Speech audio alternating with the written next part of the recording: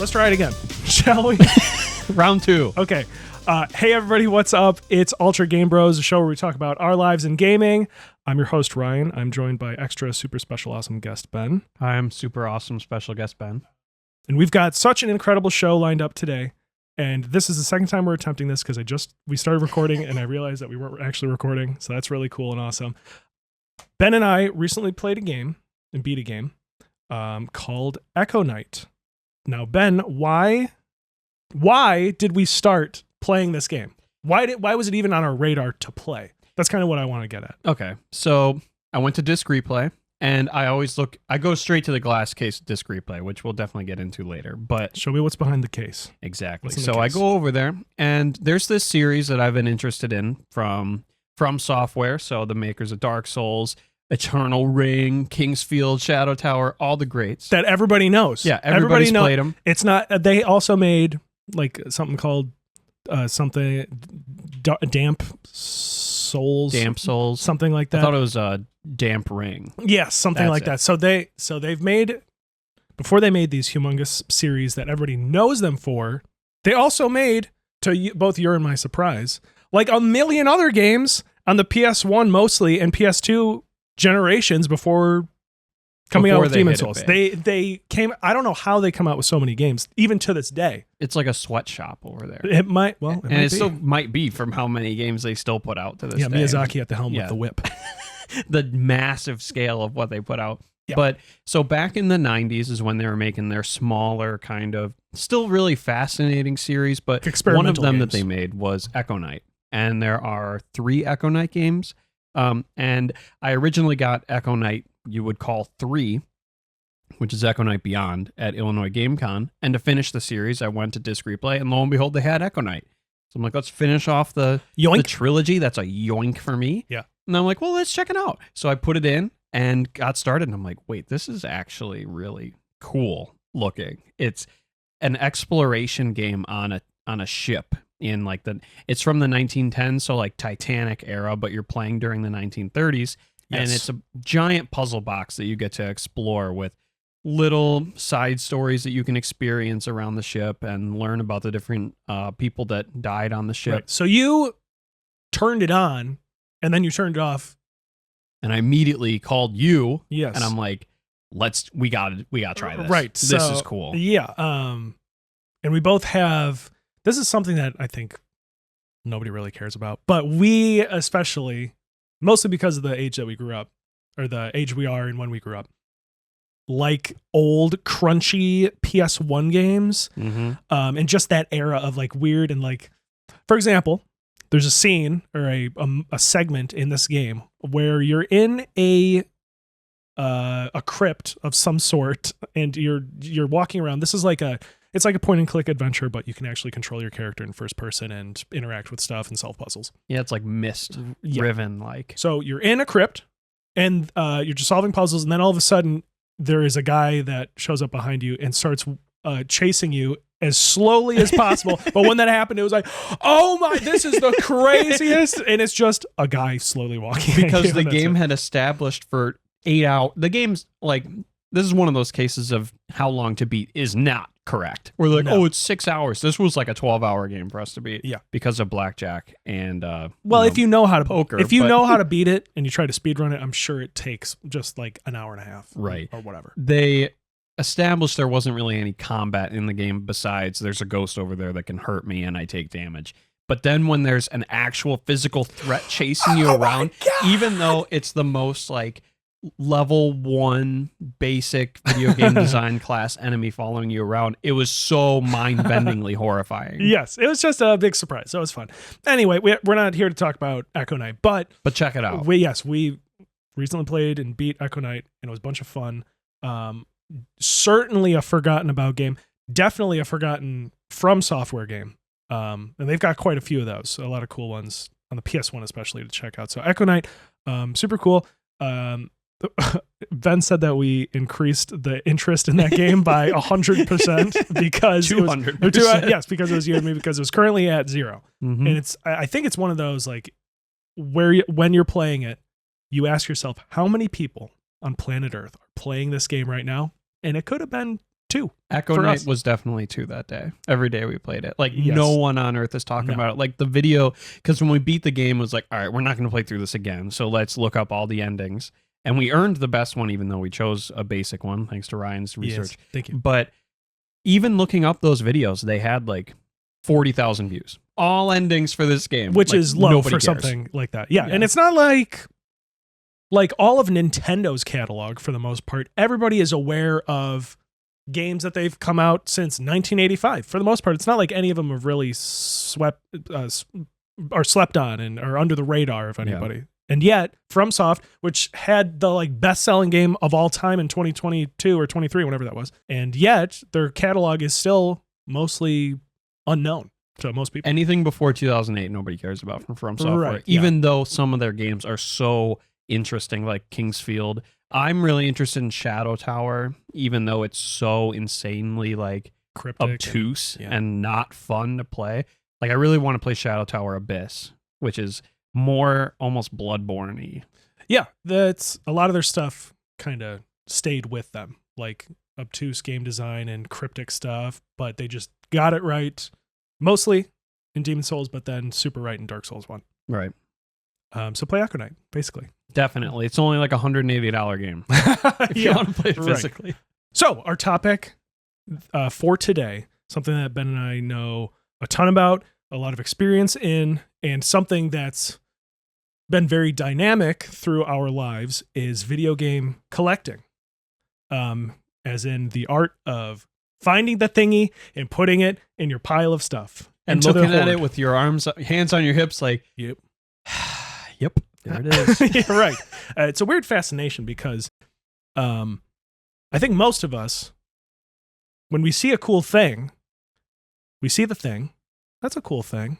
I like the thing a lot. And then you move on with your day. Second But favorite movie. this is something else, something in our brains where it's like, I like that thing and I want that thing to be mine and put it on my big pile of things.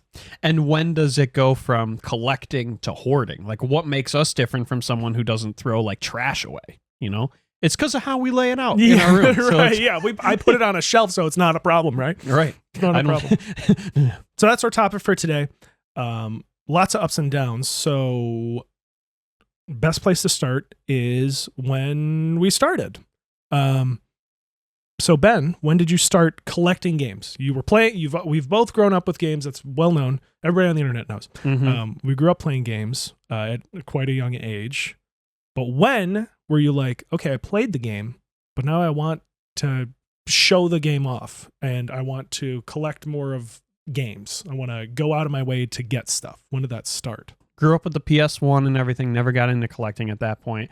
I remember having, so I had my big tube TV in the living room, 32 inches, weighed like 500 pounds minimum. I had like a stack of discs, which like makes me like cringe physically. Oh now. yeah. That you On like on a ring? No. Or just on, we had a fake fireplace next to our TV. So you'd have this stack of discs there and you'd go like, this one, nope. And be like scraping them off each other. I'm like, oh my God, all those games. What have I done? Yeah. But back then, didn't care. And then I eventually moved down into the basement, which is where I really got a lot of my gaming done. upgraded. Yeah, that was probably like 2008 or so is when I went down there during 360 era. And then I remember one day mowing the lawn, coming inside, going down to the computer and being like, you know, there's nothing down here that really like speaks to me. So because you had a space, yeah, that's why your brain was like, well, I want more. I want to express myself more in the space. That's why it happened. Right. And I start looking on necessity. Amazon and I'm like, oh, they have like these, they have like wall scrolls that you can buy for games, which all the wall scrolls I got now are worth like $300. But, you know, I got them like, oh, $20 for this Silent Hill 3 one and $20 for this Metal Gear Solid 4 one.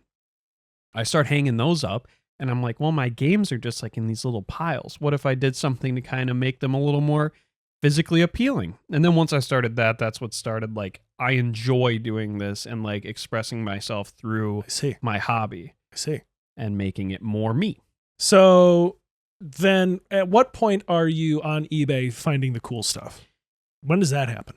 Probably early high school to mid high school, which was the best, maybe not the best time ever, but looking back on it now, my it's God. like, imagine if I Yes. could time travel back to when I started, I'd be spending 10 grand Oh my and coming God. back with $1 million. Yes, right. I mean, it was the same thing. Yeah. It's like the Bitcoin era. Like you look back, like, oh, if I could go back. But I mean, I'm not tooting my own horn, but for the most part, my case, and I'm very much into retro Nintendo, and that stuff is a little expensive. And I got most of the stuff that I still want to this day during that period, where it was just like I could get a complete inbox copy of Zelda: A Link to the Past for $30, and it's like, oh, there's a little more now. Mm. So yeah, and I did most of that during that time, and it's partly because people didn't know.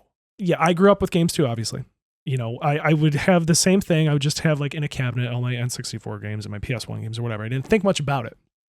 And I would still like buy collector's editions of some things when they came out, as most people would, but it wasn't like collecting at that point. It was more like, I'm really looking forward to this game. I want the big thing for it.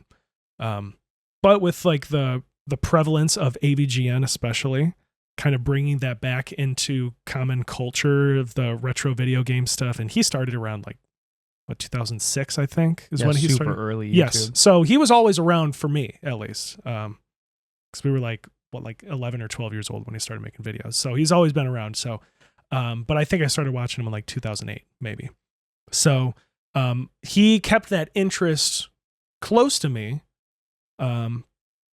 But something, I don't have a triggering event where it happened. Like your event is that you wanted to put stuff around. I don't know why it started happening for me, but early high school is when I actually started thinking about collecting the stuff. I think because I really idolized AVGN, so really liked his videos, and he had a whole setup, so I wanted to have a whole setup.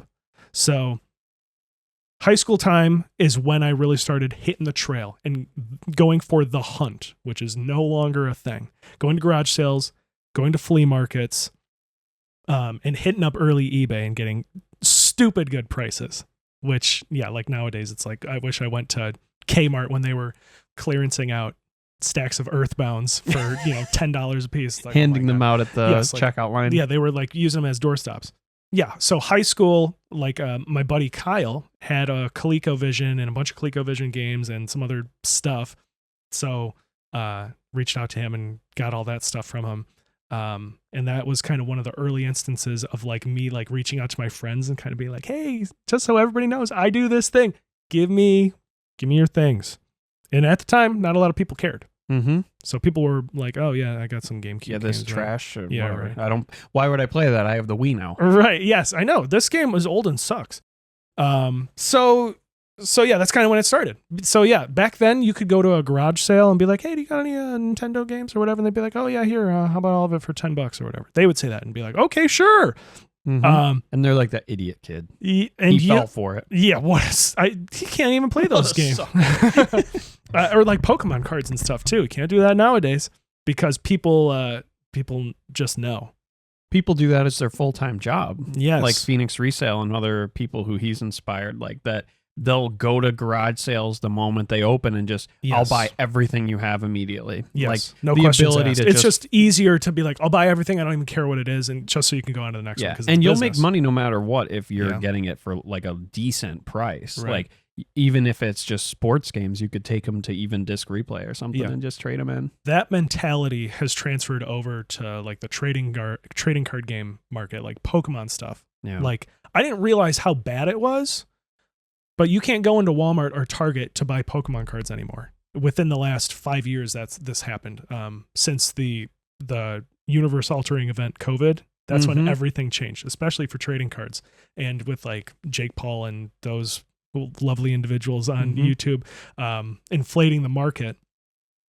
Kids just can't play Pokemon these days. They can't play Pokemon card. No, I went to Target last week and I was just wheeling my son around and I just like, I'll just look in the trading cards. Not that I'm not a trading card person anymore. And thank God, honestly, that I don't care. Nowadays, it's just miserable. That I'm like, oh, let's go look. The Pokemon section, like everything else, like Yu-Gi-Oh! Had anything you wanted. Pokemon shelves were completely empty and like a sign that said limit 1 per customer.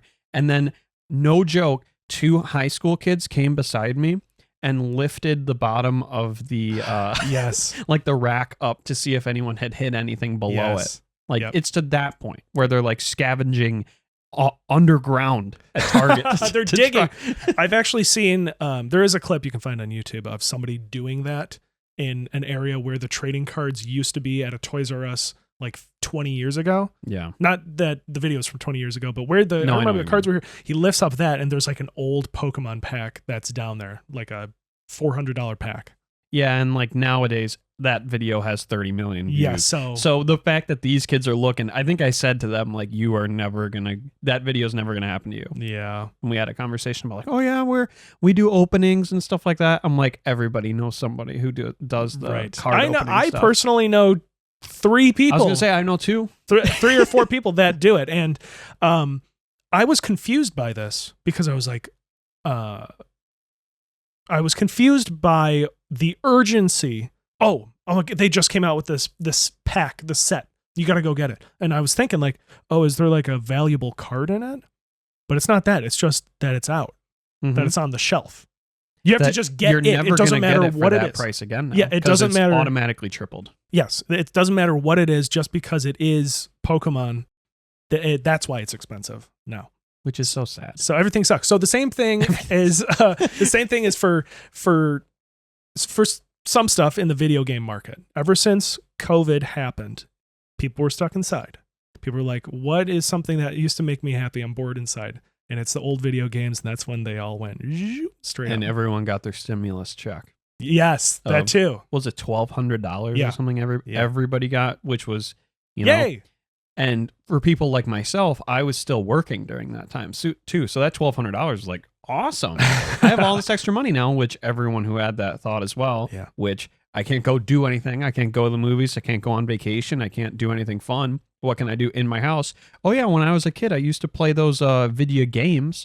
Maybe those are still on eBay. And then all the Phoenix resales of the world, they all saw the interest. Yes. And they're like, my $30 copy of Kuan, what if I made it $700? Okay, well, it wasn't 30 at the time. Well, it should have been. It still should be. Yes, it's the same thing with Pokemon games. Pokemon is a very prevalent topic when it comes to collecting and inflation because it is the driving force for it for the most part. So, like this copy of Pokemon Red or Blue right here, when I got them, first of all, it was most likely at a garage sale for pennies. Sorry, Grandma, Grandpa, whoever that was. Or on eBay when it was still cheap. Because at the time, in like 2013, you could get Pokemon Red or Blue on eBay, complete in box, for $50, maybe $50-$60. And now they are over $300. And they are the most sold games of all time. There's a jillion of those out there. And yet it's like everybody wants it. It's got to be so expensive. It's like Wii Sports now. Like that game's a $40 game if you want. Even in the little cardboard flap case. Yes. It's still like $40, even though there is the most copies of a game ever is Wii Sports. Yes. But here, I'll give you something fun. My mother-in-law said, we want to play the Wii. And when they say we want to play Wii, they're talking about Wii Sports. They're not talking about Metroid Prime 3 corruption. No, they're not. I don't think anybody is. So we want to play Wii, and that's the only thing that she wanted. It's just people remembering, that fun thing. Let's get the game that was fun. So is Wii Sports. Yeah. And like DKOldies, for example, with their great reputation, which I have a personal experience with them that really soured me big time on them. Although I did get one deal that was good. They have their like player packs for sale that are like like a bundle, Wii Sports, 2 controllers. Like they know that's what people want. Yes. And they'll list that for a reasonable price because, like grandma down the street isn't going to go on there and be like $700 for Wii Sports and a Wii. Like that's not what they're going to buy. Where if you want Rhythm Heaven Fever, they can be like, oh, that's a $300 game because the only person who's going to be buying it is people like us. Yes. And I'm not a reseller, but I have a lot of stuff and too much stuff. So, like for example, there's a bin right over there that has like 6 PS1s in it. Now, selling a PS1, in my brain, that's a $30 console, but nowadays it's, I don't know, like $50 or $60. That's just how it is. Selling one on its own is not easy, but selling it with a copy of Crash Bandicoot is a lot easier, because then it's just for those people, not the people like us, but people, the general public. I just want to get the thing and the one thing I'm looking for with it. So it's a lot easier to get rid of it that way than it is to say, here's a copy of this single game here. Just listing as lots is all I'm trying to say, or as bundles. What was your bad experience with DKOldies? So my good one was I got a good deal on Fallout Brotherhood of Steel on the PS2, which was actually below retail. So I think that was an accident. But I think they forgot a 0 when they listed that. So I got it for actually a good price. But I got Devil May Cry 4 special edition on PS3, and they have it listed. It's a steelbook case with a sleeve, like a plastic sleeve that like you can see through. And I bought that, and it was on sale. And they had it lit, like I got an ad for it on Facebook. Like, look at this Devil May Cry 4 special edition. Okay. So I'm like, oh, that's cool. So I get it, and it's listed as complete. I get it. Lo and behold, no sleeve. So I emailed them like, hey, is there any way, like, it was listed as complete, and if you want to call it complete, wouldn't you count that as part of it? And they came back, well, we never said it came with the sleeve, so there is nothing we can do for you. And I went back, I almost sent them an email saying, like, this is why everybody hates you. Like you have to, there are people who would buy that and not care. I'm one of the people who would care, and you can't just like take a sleeve off another one and mail it to me or whatever. Kidding. No, Right. Impossible. So I'm like, that's it. No more DKOldies. I feel like I might have bought from them like a decade ago, maybe, but their prices are really bad anyway. So like, it's really, Yeah. I mean, it's like you said before. If I want to buy Super Mario Brothers 3 from them, I think like those kinds of games are the ones that are like at retail. Maybe at retail. They're never below except for Fallout Brotherhood of Steel. Yeah, unless the bozos over there screw something up, you're not going to get a good deal at DKOldies. And they raised the price on that afterwards too. Now it's above retail. So I think they actually So don't buy from DKOldies. There's really no point to.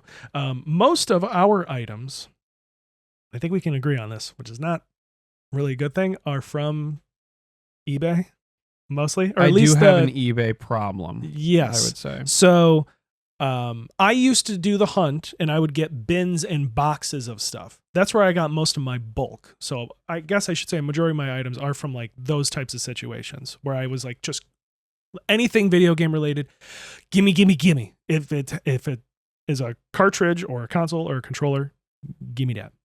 But nowadays, we started going to game conventions, because we are now the whales. That's what's happened, where a lot of the coolest stuff, the stuff that we'll have on the table, or the stuff we'll have on display, stuff on the shelves behind the glass case, is the expensive stuff. The stuff we got on eBay, the stuff we go to the conventions for.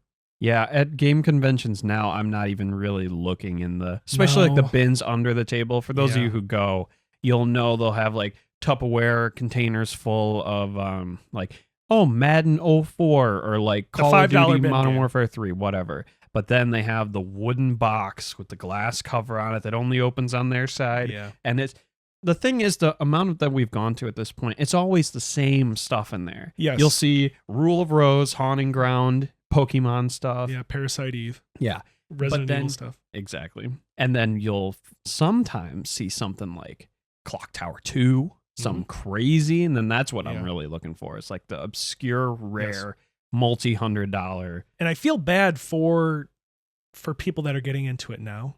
It's impossible because now. we know a couple of them.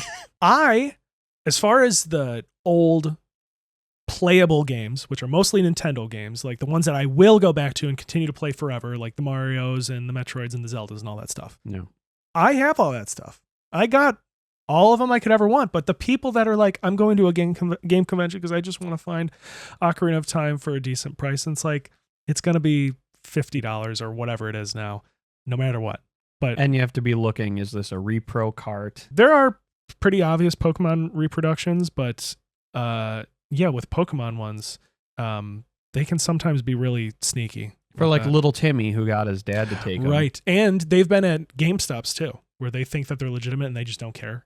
Yeah. They'll put Pokemon Emerald in the case and have it listed for $180 or whatever. And it's a reproduction. And I've read stuff on Reddit where they're like, I told them that it was a reproduction, and they just like, whatever, I don't care, man. I just work here. Some people that work at GameStop, and I used to work at GameStop very briefly, some people that work there don't care about video games. It's crazy. How do you end up there if you don't care about games? Well, it's like if you go to Panda Express, are you really passionate about, like fried rice? Right. Some people just want a job. So my wife used to work at GameStop, and I don't know if I can get in trouble for this, but some of my stuff has come from. So people would bring in stuff, and she's like, I can't take it, but my boyfriend will. So.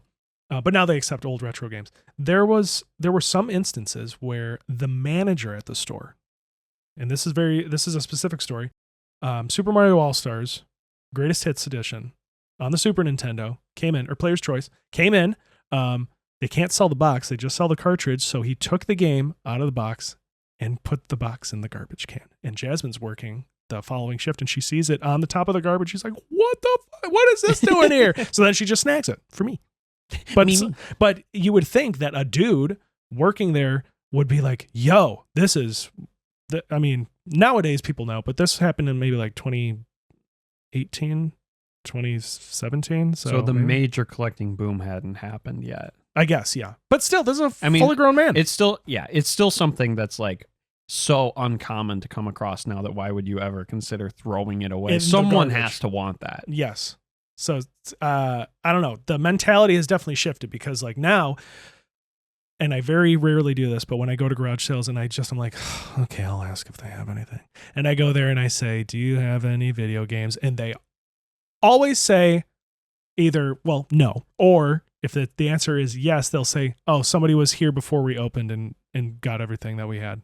I've gone to a couple and they're like, you're the 8th person who's asked me that yes. today. So it's a weird how the hobby is also become larger too. Like it's not just like people want to buy a Wii with Wii Sports. It's like now everybody wants to be a video game collector.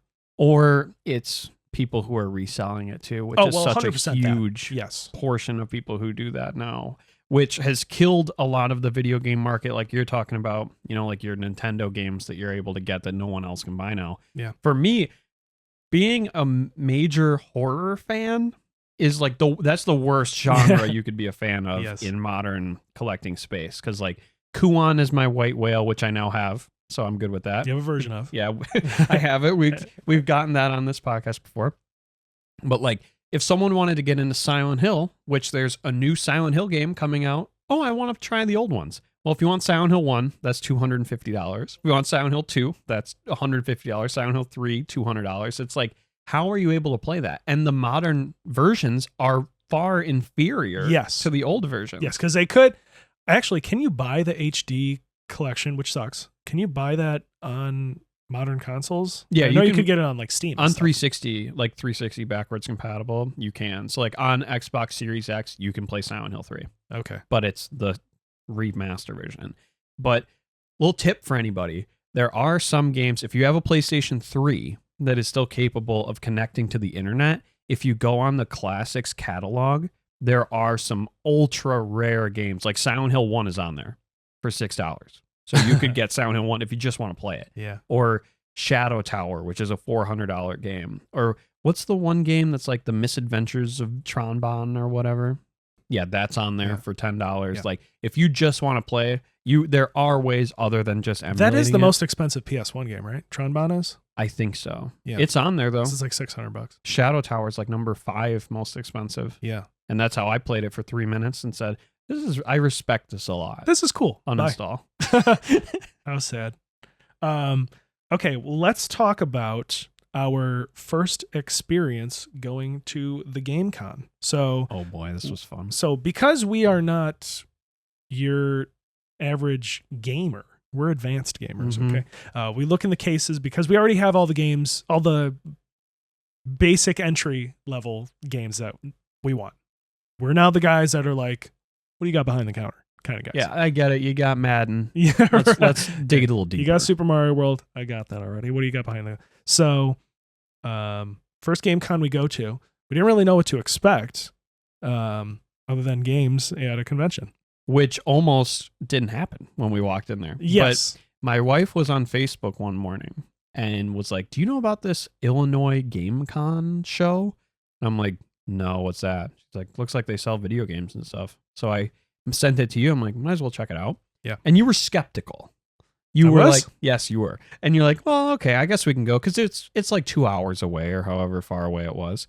So we get down there and we walk in and it's just TVs set up with like PS2s or Xboxes or whatever with kids playing the fun Halo. Zone, the splash zone. And I was sweating a little bit. I'm like, did I just get everybody to come here, drive 2 hours? Yeah, there were like two vendors that were selling stuff that, they dug up out of the back of their trunk. Yeah, I'm like, this is pretty disappointing. If it's this what video game conventions are. And then we go through this tunnel and we end up in this warehouse as far as the eye can see. That's just table after table after table after table of high-end glass case games. Yeah. And it was like opening a new portal to another dimension of something I've never seen before. I was like, this is my place. This is where I need to go. It's because we plateaued in what we can do, really. Like, we can't go to the garage sales anymore. Flea markets, can't really do that anymore. eBay is kind of getting crazy. It's not like you can do a whole lot of negotiating or talking to a seller. You can sometimes, but for the most part, not really. So it's like, what else do we do? So we found our people. I mean, well, I take that back. Some of those people, I don't like associating with all of them. Right. I associate with a lot of the sellers. And it's cool because when you're hanging out with those kinds of guys, we all speak the same language. So it's like as far as negotiating is concerned or like knowing the value of stuff, it's kind of cool to be around those people that are as into it as we are. So it was just like a giant playground of all the coolest stuff that you could ever want, mostly in one space. Like, I'm sure you can relate to this too, where you'll talk to somebody out in the real world about video games. Like, they'll bring up, or like, you wear video game clothes a lot. I have a ton of video game tattoos that they'll be like, if someone recognizes one of them and they're like, oh, like Bloodborne or whatever, and you start like digging deeper, you realize that their knowledge level is like they happen to know some stuff. Yes. But going to a convention like that and talking to someone who knows that Shadow Tower is a $400 game or whatever is actually like, it's nice to actually meet a person who can relate to our level. Yes. And we're at the point we've gone to so many now, like Midwest Gaming Classic, and there's another one we go to, I forget the name of, that we're making connections with these people now where especially that one guy we can walk up and be like, what's up, man? Still looking for Metal Gear Acid 2. I'm like, oh yeah. Yeah, we've made friends with some of the sellers, which is cool. Like, it's like a small little community of lots of money being handed over. And it's cool to see people from YouTube too. Yeah, like, that's fun too. A lot of these people's channels are like relatively small because it's not something most people get into. Like, there are the few super high level ones like Metal Jesus Rocks or whatever. And we've seen like John Hancock and John Riggs and Retro Rick, who's seen at them. You've met a YouTube star, didn't you? I'm looking at a stack of old video game ads like that you would glue over your glass window at a store. So like old retro video game stuff. At the top of the pile was Resident Evil 4. So naturally, I'm checking out the Resident Evil 4 ad, and then I hear somebody say like, oh, the something to the effect of, oh, the eternal sex god, sex symbol Leon S. Kennedy. I'm like, who says that in public? And I look, and it's Pro Jared that said it. He was like, oh, look, the eternal sex god. Something weird like that. And I swear to God, it came out of his mouth, and that's exactly what you would expect Pro Jared to say. And that's what he said in public. So that I would have done anything to be there. And at the same convention, you guys went and looked at the World of Nintendo exhibit, which is super cool at Midwest Gaming Classic. And Amber and I were sitting in the hallway just waiting. She was super pregnant at the time, so we had to like give her a break. And all of a sudden, I see the live action actors of Barry Burton and Chris Redfield walking down the hallway from the opening FMV of Resident Evil 1. I'm like, and I knew they were going to be there. How'd you even recognize them? They've kind of made a comeback on social media and stuff like that. Oh, like that's right. Yeah, they're kind of capitalizing on it now, like getting back into like, yeah, I am the guy from Resident Evil, because they were like totally out of the public eye for so long. And they were dressed up as their characters too. Okay. So I see them coming, and I knew they were going to be there. So I like Hail Mary was like, if I see them, I have my long box Resident Evil on PS1. So I just like ran up to him like, hey, I know everything about you. Like, I know that you guys probably aren't aware of how big of a deal you guys are. Like, how many millions of people have known what you hear yourself saying, but they hear. And I'm like, can you guys just sign this, please? And it's just so awesome to be at a place like that where you can happen to meet some of your like childhood and adult heroes. Yeah. And just have them sign things and have a small conversation like they try. The guy's name is Charlie, who played Chris, and he told me about like some YouTube projects he was working on with Residents of Evil YouTube channel, and Barry Burton was trying to sell me a bookmark for about 5 minutes, and you said no, and I said no, and he's like, "Come," and he's Australian. He's like, "Come on, take it," and I'm like, "No, you won't it. It's a $30 bookmark." $30? Yes, with his face on it, and I was like. I really appreciate it. Why a bookmark? I don't know. Us gamers aren't really big readers, I don't think. But no, maybe it's for our instruction manuals. Right. It was, but I mean, where else can you have Barry Burton beg you to buy a bookmark? Yes, that's the Try stuff saying you that see. 5 times fast. But Barry Burton. So Midwest Gaming Classic is definitely the best one we've ever 100%. gone to. Yeah. But I feel like every time we go to a new one, that's like the best one we've ever been to. I think it's because our ambitions grow every single time. Because the first one we went to, we probably brought, I don't know, like $200 or something. Yes. And then my stack was like, when I left, like 6 games. And I was like, I can't believe this. And the last one I went to, I left with multiple $100 games, like Metal Gear on NES, complete in box. Yeah. Just massive purchases that I made. Yeah. And this is what I tell myself. I don't know if I practice it in theory, but I'm like, the only big money I spend on games is at the cons. Otherwise, I don't do it on eBay. I promise I won't do it. I've gotten close to deleting eBay multiple times, and I did delete eBay at least once. Is it on your phone still? Yeah, it came back. Yeah, mine too. It's just like, because I'll be playing a game or whatever, like even if I'm replaying something, like I replayed Resident Evil Remake, and I'm like, it makes me just want to like get a piece of the game. To like, celebrate. I did it again. Yeah. So I got that European Resident Evil 1 poster that they had to ship from somewhere in Europe. Yeah. Everything's just so cool, but like, why does it have to be so expensive? Because they know. What I often do is I'll go on the Reddit game collecting subreddit, and I tell myself it's just to engage with the community and hang out, but it's mostly to be like, for example, I saw a post 3 days ago that said, "Here's my Jack and Daxter collection."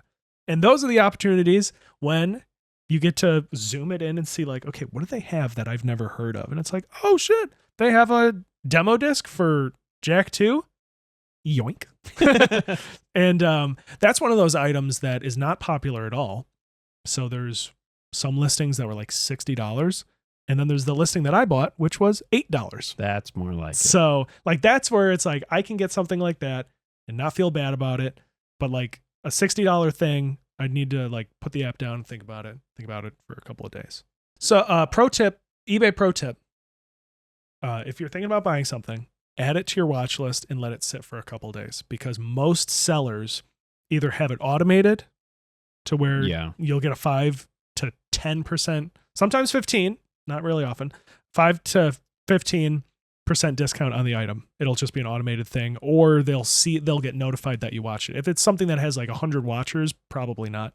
But if it's something that you're looking for, I recently got a Fallout 3 European collector's edition with the little statue inside of it of a Brotherhood of Steel guy. And I was like, okay, I want this, but they have it listed really high. So if it's something you want, and if they have the make offer function, it's like, okay, I want this, but you have it pretty high. I don't know if I really want to spend that. I mean, unless they have it set up, which some people do, to automatically reject offers. Oh yeah. I could be like, and there are some people who have that, who you cannot give an offer that's correct. Right.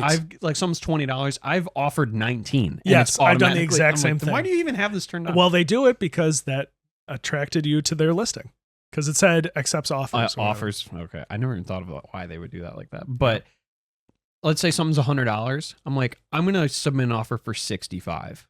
And it's like, you could submit, what am I willing to pay, and submit something like that. And then that's it. Yeah. And if they don't accept it, then it wasn't meant to be. But, sometimes.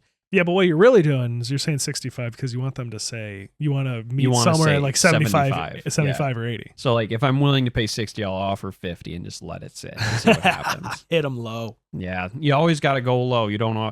I had someone on Marketplace who had a Gears of War 3 launch night banner, and it was like 14 feet by 10, like gigantic. Like I was. Where was it hung? Like on the outside of a Best Buy, or like inside? Maybe like when you ceiling? walk in the doors. Like it was enormous. The guy had it listed for $500. I'm like, you're nuts. And I'm like, who is? I think I even said in the message, like, you are not gonna find someone who's gonna buy this. Like, it is such a niche object. Like, how are you gonna display this? And you know what's funny is that is an object that's much larger and much rarer than Pokemon Emerald, which sold 1 billion copies, by the way. And that game is worth $200. And yet the thing that only one person on the planet is going to want to buy, even though it's maybe one of one, it should be worth less. Mm-hmm. It's weird. Ends it's up being like worth less. The limitation of display for that item already brings it down so much. Yes. Who could realistically even enjoy this? Who's interested in it? And where the hell are they going to put it? So I messaged him back and forth for a while. I got him down to, I think, 150. Yeah, from 500. Yeah, like he's just sitting on the thing. And then I measured my wall, and I'm like, it's too big. So I had to message him and be like, hey, I'm really sorry. I would have, but I can't even display it. And I'm the only person who's ever going to want this and he thing. said, okay, go fuck yourself. Maybe if you move or something. Yeah. He was nice about it, but it was just one of those instances of who in the world is going to buy this other than me? Like, you got to give me a little wiggle room on this. Otherwise, you're just going to... Would you rather hold it on your Facebook Marketplace page for eternity or sell it to me for a lot less than you want to sell it for? Yeah. Those are your choices. Some money is better than no money. Exactly. Where it's just going to sit in a box in your closet. Yes. I would like to talk about a change that I've had, which I've talked about a lot. Yes. I've been struggling. Mm-hmm. I've been going through a metamorphosis of your game collecting habits. I've been struggling. So I've been doing this for a long time. And you know what's funny about saying that is when I started doing it in like 2012, 2013, I would go to a garage sale and I would see the same guy sometimes walking away with a stack of N64 games, and he would like show it to me. I'm like, okay. And then I would just turn right around. I'm like, okay, you beat me. And that was like a 40-year-old guy. And I at the time was a teenager. Kid. And yes. Get up early, kid. Right. And he said before, like, I've been doing this a long time. But I think now we're allowed to say I've been doing this a long time. Mm-hmm. Once you hit 10 years, this is more than a hobby. Yes. So been doing this a long time.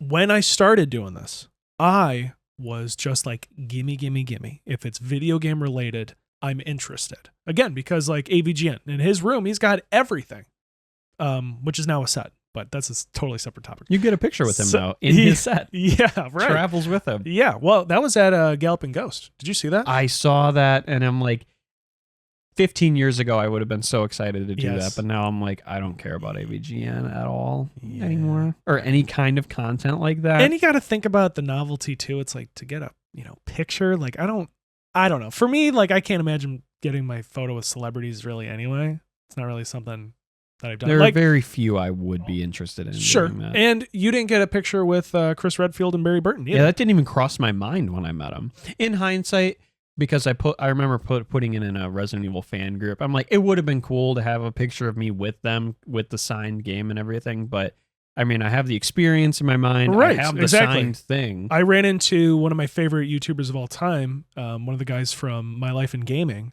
and I was with Mitch, and I saw him on the other side of the aisle, so I had to run all the way around to me, and I was just like, basically, I was just like, I think you guys are awesome. You have one of my favorite channel on YouTube and whatever. And my brother had his phone out, and I was like, okay, I just wanted to say that, have a good con. And then Mitch is like, well, do you want a picture with him? I'm like, oh no, I don't want to bug him. I only inflated his ego for a little while. I just legitimately, and I don't really care if I have a picture. I know what he looks like, and I know what I look like, so I don't need to. And I was there when it happened, so I don't need that. I feel like it makes the experience a lot more genuine when it's like just a, hey, I love your stuff. It means this to me. Yes. You know, thank you for doing what you do. Yeah, rather that than was pretty much it. treating them like an object. Yeah. Being like, stay there. Yeah, Smile, act monkey. for me. Smile. So, like going up to someone, say the line. Yes. So AVGen was at a Galloping Ghost and we didn't go say hi. And you believe it or not, Nostalgia Critic was there with the movie snob or whatever his name. It's like, okay, I see you everywhere, man. We're in Illinois, so we see him everywhere. Yeah, we that go. guy's. I mean, I see him at like Walmart at this point, signing stuff. It's like, dude, go home, Don't go you have review something. So, collecting a lot of stuff, and I've had phases in this, but now is a big one where moved to this house. My game space is not as big as it was. Not much smaller, but it is smaller, and the room is shaped funky and it's got some weird whatever. Yeah. So, I'm at a point where I kind of have a pile of things. It's not like I have things very nicely optimized in that room currently, but I do have a pile of things, and it's like, oh, I wish these were like nicely or displayed. So I'm kind of at a point where it's like, do I start shaving it off a little bit? And when I look at my PS2 games, which I used to have a massive amount, and I still have a large amount, but I used to have a massive amount, but I've culled them down. Same thing with my Wii games. Whoever I sold those to got a good deal. I used to have a ton of Wii games, but Wii is notorious for having what is that called? Shovelware. Yeah, shovelware and junk, just junk. And I gotta ask myself, is it cool for me to look at a wall of Wii games and just be like, look at all these that I've collected over the years? It's like my trophy. Or is it cooler to say, well, I only have 15, 16 Wii games, but they're all awesome. That's kind of where I'm at. Because back when we started, it was cool to be like, this is my hoard. Look at all of these that I've found in the wild. I've hunted these. These are my deer head trophies on the wall. I've found these. These are mine. But nowadays, so many people are doing it. So is it really cool to have the 50 Wii games that I used to have? And actually, it was more than that. It was more like 70 Wii games that I used to have. Is it cool to be like, look at all these? Because I'm limited on space now. So that's what I'm thinking about. But if I start to sell them, then am I even a collector anymore? Yeah. What does it even mean? That's my problem. I like the idea of I'm filling out my shelves, and once they're full, and certain consoles I consider that I have hit my max amount of games, and when I get a new game that's more common, I'm like, all right, which one's up? Yeah. Which one's up to go? Yeah.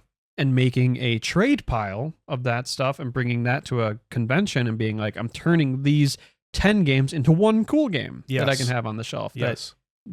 We've talked about the concept of all killer, no filler so many times. Yep. Of like, I have 2 glass cases, and you have your back shelf wall of our biggest and best items. Like I have my my Rule of Rose level stuff. The ones where we like to put our hands on our hips and nod to ourselves and look at them. Look at that. Yep. Look at all the money I've spent on these things. Yes. Being able to, like you said, cull out the chaff and just make it the best of the best stuff. I feel a lot better about looking at a wall that has like stuff that's interesting, expensive, cool, stuff I actually care about playing, rather than I have 3 Maddens on the GameCube and I have like an MLB game that I don't care about and stuff like that, that I'm just, it's filling a void rather than, I'd rather have 10 cool games than 50 average whatever games that I've never played and will never play too. So I have some exceptions. I really like the NES library, and I like how the games look on a shelf, just a gigantic wall of them. And I have gray block with little colors. Yeah, I mean, it's just fun. Yeah, it is cool. So I have like 250 of them or something, and the library is, I think, 800 and some change. So I'm never going to get them all, and I have no intention of collecting them all. But that is one where it is fun to be like, for example, on Facebook Marketplace, somebody had 3 NES games, and I was like, well, I have those 2, but I don't have that one, and I bought it for $5. That to me is still fun. Mm-hmm. That's like a glimpse of how it used to be. So I still have some of the hunt there with that, and nobody really wants Qbert on the NES, but I did, and I bought it for $5. So NES and PS1 are my libraries where I have the exception where I just want to collect as many as possible. But I did have a moment, and this was one of the triggering events for me that made me start to sweat and reevaluate my entire life. Is I was at Disc Replay, and I was going through the PS1 games, and I was looking at the ones that I had and didn't have, and I told myself anything that's under $4 I'll buy.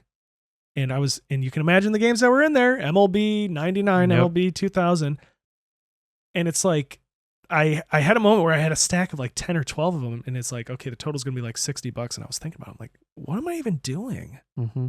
Like, why am I doing this? I've had that too, like online on like I Am 8-Bit or whatever, where they have like their exclusive releases, and I'll have like 4 things in my cart, and I'm like, I only really want one of these. Yeah. Like they've had like Undertale or whatever that I probably put in my cart like 3 times. And I'm like, personally, I've never even played Undertale, which I should at some point. But I'm like, do I really even care at this point? So then that's when I just delete everything out. And then I think the last thing I got was like Neon White, which I plan to play. But just like, and I've done that at Disc Replay too, where I'm going through like, oh, there's this PS2 game, because I love adding PS2 games right now. PS2 and Vita are the ones that I really like collecting. And just going through and like, you know, with these 10 games that I've collected, would I rather just get one glass case game that I actually like? And that's what led me to getting Echo Knight, which I'm super happy that I got. And that's like a staple of my collection now. Right. But just being like, at some point, is quantity really that important now? Right. Now, back then, it was, in my opinion, that the more you had, the cooler you were. I went out and I found all these. Me acquiring all these things, I was like, yay, this is what collecting is about. So nowadays, because more people do it, and because prices are more expensive too, I just kind of reevaluated my thing. So, for example, I actually have a very large complete in box Super Nintendo collection, but right now all of them are the spines, which is very important when collecting, because that's how most of them are going to be on the shelf. Most of the games, the spine has to be the cleanest, because that's how you're going to see it most of the time. But I'm thinking to myself, ideally what I would want is like, this whole chunk is Super Nintendo, this whole chunk is NES, this whole chunk is PS1, whatever, which is how I mostly have it set up. But because I'm limited on space, I can't put as much out as I want. So I'm thinking, and I was thinking about this today, if I go to my Super Nintendo collection and I take out the NHL games and all that stuff, how much space will I gain so that I can put the cool stuff that I really want to show front and center? So then I'm losing some of my collection, but I'm gaining space to display it more properly. Right. So that's kind of where I'm struggling, because it's like, if I get rid of it, then I'm not it's as gone. fun. You're never going to get it again. Yes, I'm not going to have NHL 99 anymore. And then it's like, does NHL 99 mean anything to me in any way? Yes. And I get in my head about the value of it too. Like, oh, I have it's like college basketball NCAA 2010 on PS3. It's like, do I care about this game at all? No. But for some reason, that's a $70 game. Oh, so it's like, it's got to stay on the shelf. Right. I'm never gonna play this game because you're a collector. But it's expensive. It's expensive, so it's cool. That's what makes it cool. That I think I'm having an easier time with. I'm having an easier time with, if something's expensive, I'm willing to get rid of it. Like, for example, I got, for stupid cheap, I paid $40 and walked away with like $1,000 on this one deal. And one of those games, which is Final Fight 3, I have mostly complete. Well, I shouldn't even say mostly complete. It's missing the manual. Otherwise, it's complete. Complete in box. That is a $600 game. Actually, that's a game where it's like, because they're so rare, the price really isn't established. So some are $600, some are $450. It just kind of varies. Mine would be on the low end because it's a little beat up. I'm missing the manual. But that's one where it's like, this is cool, but I'd be very happy with selling that. I'd be very happy. Yeah. So some of them are, for me at least, I don't value contributes to coolness, but not as much. So I'm much more willing to get rid of that. I have Jack 1, 2, and 3 sealed from limited run on PS4, and each one of those is hovering around $80 to $110. And I like the Jack series, but those are just PS2 ports on the PS4. They're not even the HD remaster. So if I could convert those into something else, even though they are valuable, I'd be very happy to do that. So since we are considering ourselves the whales that go. Yes, we are. Are there any items that come to mind for you that are your Moby Dicks as we whale hunt? Out of, like, what are are there any huge items for you that are like either in the unattainable level unattainable, or that are right. like they're super rare and it's on eBay for whatever, but at a convention every time I go I'm looking in the glass case for this thing. Yes, that's a good. Yeah, so I'll skip saying like Earthbound and stuff like that in Chrono Trigger because those are games that I'd really like to have, but I know I'm realistically never going to buy them. Yeah. And back in the day, I would say I'm not going to buy these because I might find them at a garage sale. Not anymore. Mm-hmm. I have mostly every old Nintendo thing that I want for the most part, unless I discover some things that I don't have. But when I was at Pink Gorilla Games in Seattle recently, that's where I got Kingsfield. And Kingsfield is always one that I shouldn't say always, within the past like year and a half. So, yeah. I was like, I'm a Kingsfield guy. I want the Kingsfield now. He hasn't played any of them. No, I haven't. But I got them all. But I plan on playing them. Kingsfield I got recently, but when I was at that store, they had Super Mario Bros. The original complete in box. Their box was a little chewed up, and they actually were willing to work on the price, but I ended up not getting it. But that is one that I always grab, or like Zelda Ocarina of Time Collector's Edition, the nice gold box. Those are ones that are within the realm of possibility of me buying, even though they're 200 plus most of the time. One that I know I'll never get is Super Mario World complete in box. And you might think, what? Super Mario World? Yeah, didn't they make 100 million of those? They did, but they were packed in with the console, and it was just the cartridge. Yep. And nobody didn't have that game, so nobody bought it. Nobody bought the complete in box version on the shelf, so it always sat there. And that's a $500 game. Mm-hmm. And I would love to have it because that's. You ask me on depending on the day, it's my favorite game of all time. So that's one where I'll always look for it at, and you never see it at conventions, but I'll always, I do look at the listings on eBay, and I'm like, if I convert those Jak and Daxter games, then I might take away a big chip of that. Yeah, that'd be something like, and for myself too, my whales being able to just take the stuff that's like I have that Castlevania Requiem pack. The limited run version of like the PS1 looking version that I'm like, I like having the Castlevania stuff, even though like for me, I've never gotten into Castlevania, but like that's a series I like to collect. If I could convert that into like the Resident Evil triple pack on GameCube, the GameStop exclusive one that has RE4 and what else is in there for PS? It's zero and 1. Yeah, but it's like a terrible looking cover, and it's so Mendes. stupid. But when I went to GameStop as a kid, I had them all already, and it was just sitting on the shelf in the clearance section because they couldn't get rid of it because no one wanted it. Yeah, just sitting there for so long, and I'm like, whatever, don't need it. And now it's a multi-$100 thing, and I'll never own it. And the reason why you can't own that because you've spent more than $200 on a single object, but you can't justify it because all that's inside it is the player's choice versions of Resident Evil 0, and Resident Evil 4, and it has a paper sleeve. Yep, it's the cardboard tax. Yep, that's that's where the money is. Yep. So if I found someone just selling the sleeve, and we've gotten to the point in collecting where it's like, if I just got the box for this thing, like we recently at a convention bought PlayStation 1 boxes. With console boxes. Yeah, not even the inserts are in there, but it's just the box. Just for show. I just want to display that. Like I bought a Metal Gear Solid 4 PS3 box for like $30 on eBay. And it's like, I don't have any desire to have the console or anything. I just want the box on the shelf. Yes. Well, I mean, I've always been into the box thing too. I've bought empty boxes for forever, but they were a lot cheaper back then. It's like, it doesn't even have the game in it. So, okay, sure. Yeah. Why you want this? Yeah, I almost threw it away like your GameStop manager guy. Yeah. So things have certainly changed. But we still love collecting. We still do it, obviously, because we like video games so much. We want to express ourselves and put it on our shelves and put it on our walls and put our hands on our hips and look at it and occasionally remember the memories that they brought to us and what they mean to us. Well, like that. And so it's different because some people are buying the games now after the COVID era because they have that mentality. Oh, I remember when I used to play Pokémon on my Game Boy. I'm gonna buy it, and now the market goes crazy. For me, I think mostly I've gotten everything that I grew up with. So now that's why we're the whales, because now, besides the few things that I mentioned that you could think of yourself, I'm sure, I have everything that I grew up with. So now we're venturing out into unknown waters, the King's Fields, the Echo Night waters. Yeah, the Echo Night waters. Yeah, literally.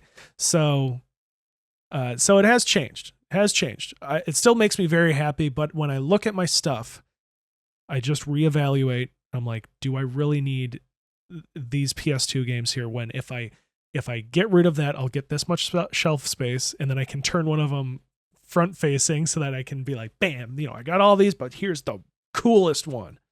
Instead of having Rule of Rose sideways on the shelf, I'm like, I want that to be visible. So having a prominent illuminated spot that I can be like, this is the highlight of my stuff. And there's stuff in those cabinets that are like Fallout 3 Game of the Year edition, which is a $12 game, but the cardboard sleeve looks so cool. Yes! I got to put it in there because that matters to me. I wanted to ask you this too, because I have, of course, the games or the stuff in my collection that sparks immense amount of joy, which is most of the stuff, like I said, even though I do have some high dollar items where it's like, that's cool because it's worth a lot, but I don't really care that much. That's why I'm willing to sell. When I look at these Pokemon games and this Mario Paint box here, that sparks childish joy in me because I remember that stuff when I was a kid, and some Nintendo stuff I didn't grow up with, but it still sparks joy in me. So is most of your stuff collecting it, you like collecting it because you know it's very collectible and a very cool item? How much of your stuff is stuff that you like it, or you collect it because you inherently like it, because it has that joy? That's a lot of like the Resident Evil stuff like that, like Resident Evil, Silent Hill. Like if I'm just sitting on my phone, I'll go on eBay and type, and a big part of my collection that I love is promotional stuff. Like that's what I've really leaned into, like standees, promotional posters, whatever. I love thinking this was in a GameStop at some point and it made somebody buy Resident Evil 4 or whatever. As far as stuff that's like very specific to me, I'll go on eBay, like Gears of War promo, Silent Hill promo, Resident Evil promo, The Evil Within. So you're thinking about your main things. Yeah, my main franchises. Like, how can I get something to show my love for that? So that goes back to when you were buying your wall scrolls. It was kind of just inherently that, like, how can I show that? How can it's like I owe you this franchise. I owe you this to you to make my shrine. I owe you this. So I'm gonna send some guy who's had this in his closet $100. He deserves it. He deserves it. Yeah, I the way I have my collection displayed is kind of like little chunks. Like here's my Donkey Kong shelf. Here's my Resident Evil. I have 2.5 Resident Evil shelves actually, because I have a Resident Evil 4 shelf, then I have a Resident Evil 1 shelf, and then I kind of have some that are spilling over that I gotta refigure that out. Yeah, my glass case is very much like I have my high dollar horror, high dollar in general, and then each shelf is specific to a franchise beyond that. So I have my Silent Hill, Resident Evil 4, Metal Gear Solid, Fallout, and BioShock. And BioShock, there's not that much cool stuff, unfortunately. But that kind of makes it more fun, because then it's like I got all of the stuff. I'm like, what is the stuff that came out with Fallout 3? Like, I don't care about the stuff that's Fallout 4 and beyond. And there's not a lot for New Vegas either. But it's like Fallout 3 had such a small little thing when it came out of, they had the collector's editions, which I am so lucky that I got the survival edition of that game. I pre-ordered that. So when I got that, you will never find that for less than $1,000 now. The psychotic. It's insane. That's like the Last of Us post-pandemic edition.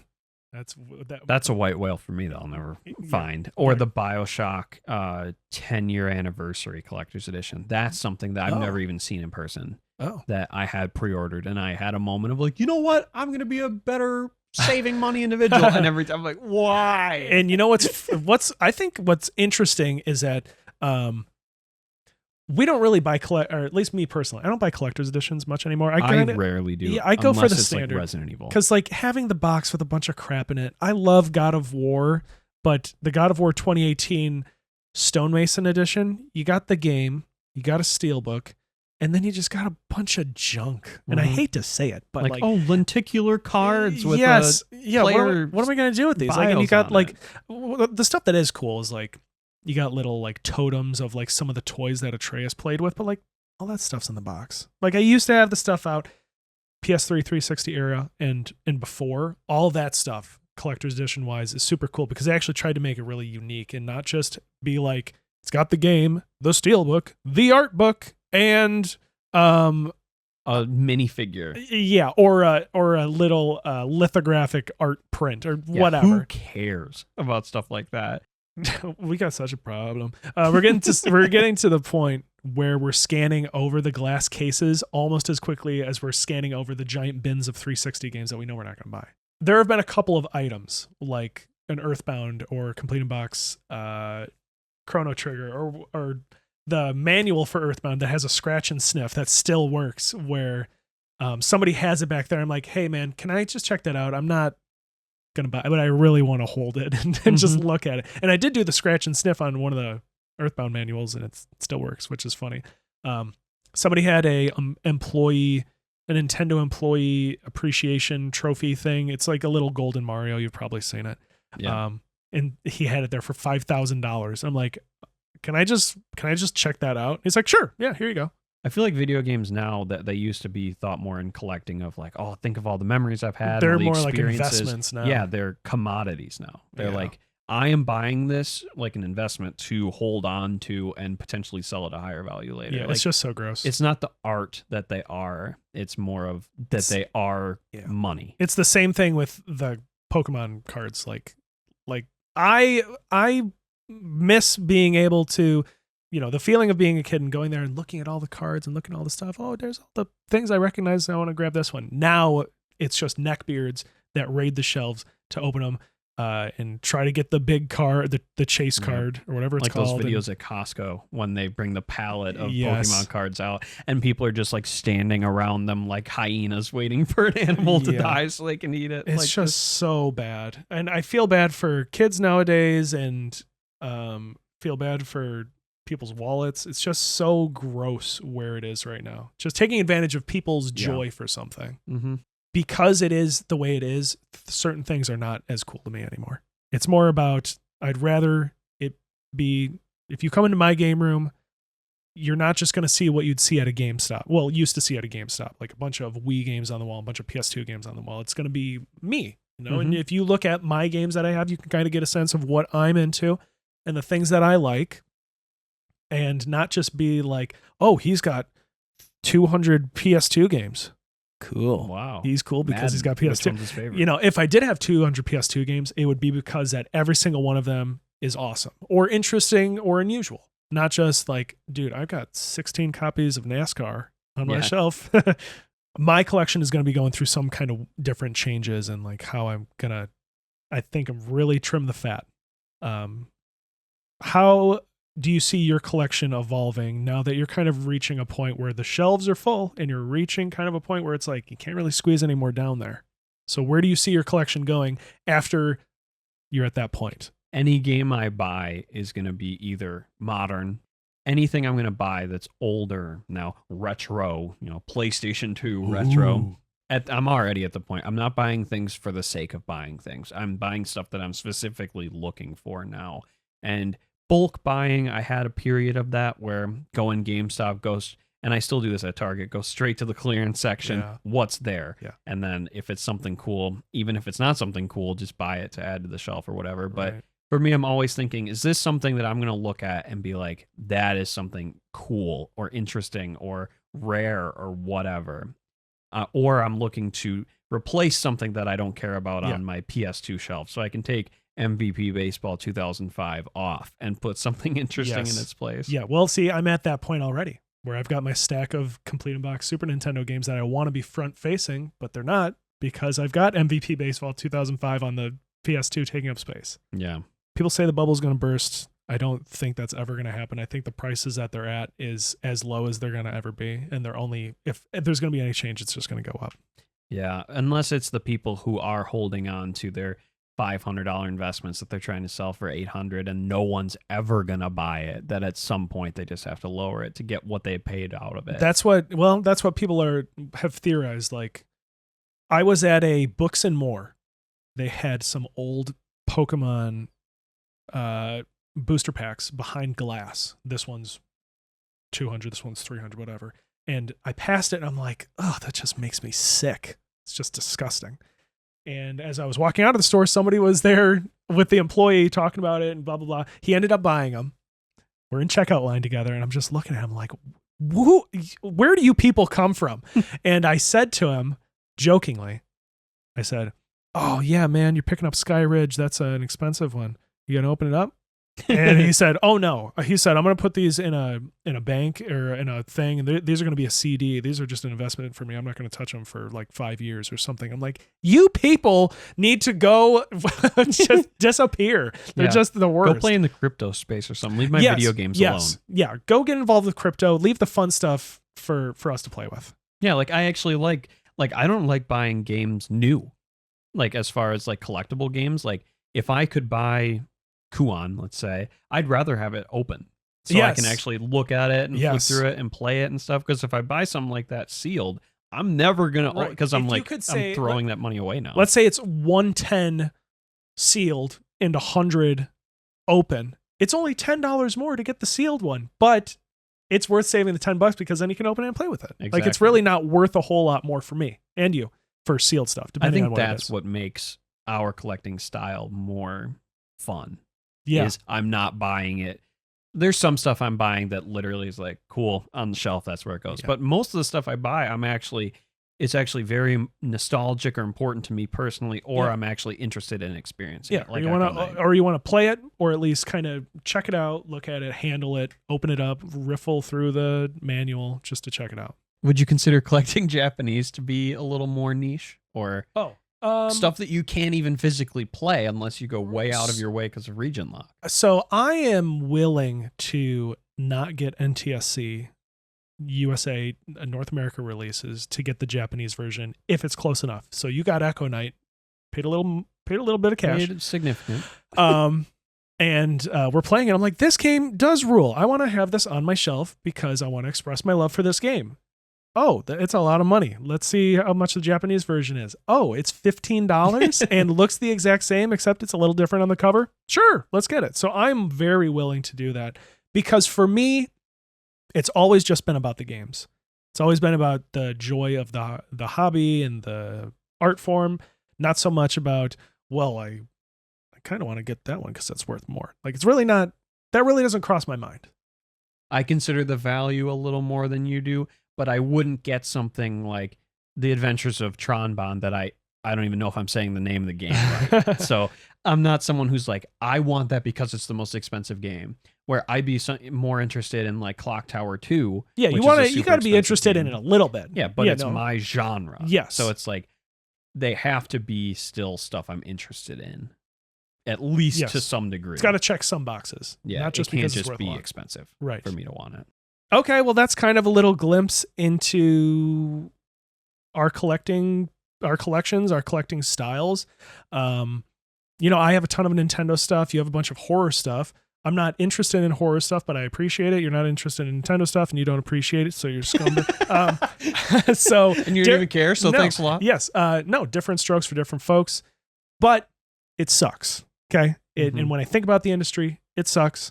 I wish more people could do it. I wish everybody could and enjoy it. And everybody wants to, but we're kind of at a point where advantages are being taken against people when it comes to this sort of thing. And, some people are willing to pay $300 for Pokemon Red complete in box.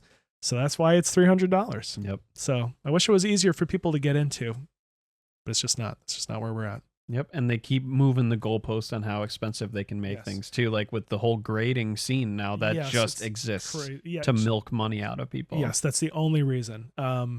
And as days go on, technically the availability gets smaller and smaller, whether it's things being destroyed or things just being put into people's collections or into CDs in a bank. Like the pool is smaller, so that's why when people are like the bubble's going to burst, it's going to become better, it's just not going to happen because now it's just known and the availability is less and less as days goes on and interest is not getting any smaller.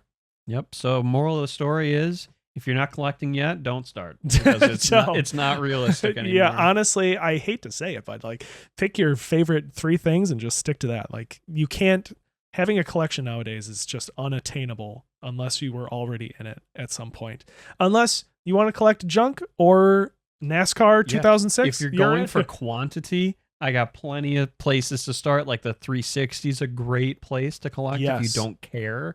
And what's great about that too is if you have a Series X, so much of that is backwards compatible too, that if you're just like, I want a physical game and I want to be able to play it, as much as Xbox has just dropped the ball over and over and over again, that is the best place to play a lot of this stuff if you just want to play it physically. I agree. Man, we can't have one of these episodes without dunking on Xbox in some way, but I mean, hey, it's just the one thing they did was backwards compatibility. Yes. They really did it the best. And then hopefully if you're starting to collect, you're not nostalgic for the GameCube because you're screwed. Oh God. That's the GameCube is just a nightmare. Yeah. So those are our tips. That's what we got for today. Thanks for hanging out with us. UGB, we'll see you next time. Goodbye. Later.